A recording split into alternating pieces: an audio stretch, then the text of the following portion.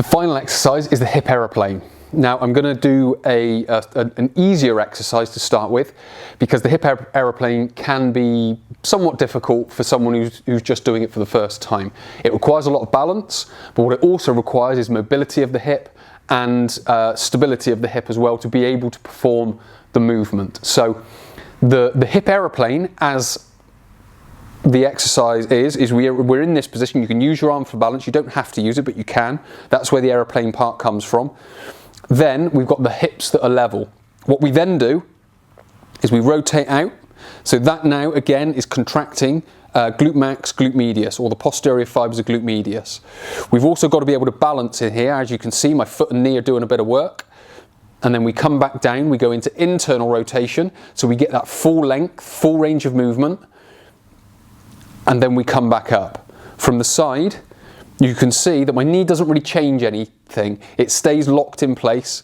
And then I just open out the shoulders. So shoulders and hips stay in line. And then we come down and we come up. So that's our hip aeroplane. What we're going to do now is just show you a simple way to make that a little bit easier. And it's basically stay still. So we're doing a static hold. So we're in this position and we're just holding that position there. So we can just hold, just get used to being in that position. Make sure the hip is down. We're not held open in this place, but we're down, hips are level, shoulders are level, arms are out if we need it for balance, and we just go into that position and hold the hold the static hip aeroplane. So that's how we start that exercise. Now, if we want to then move into the movement part of it, very simply, we just start doing a movement. So we just do small movements. So we can either do, you've got two ways of doing this, doesn't really matter which one. You can either do going down into internal rotation and back up to the middle. Down into internal rotation and back up through the middle. Down into internal rotation and back up through the middle.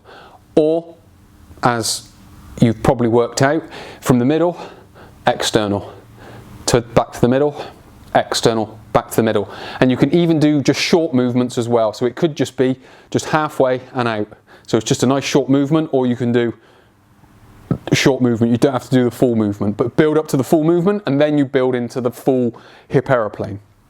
So with regards to the hip aeroplane, main things we want is soft knee, flex of the hip, straight leg at the back, holding hips level, shoulders level, and then when we rotate, you go full external rotation, full internal rotation, maintaining balance, maintaining stability, again, working on the glute medius, glute minimus muscles of the hip, which again is going to work with the glute max from the bridge and other exercises. There are more. This isn't the definitive amount of exercises, but that will help you build your low back without building your low back.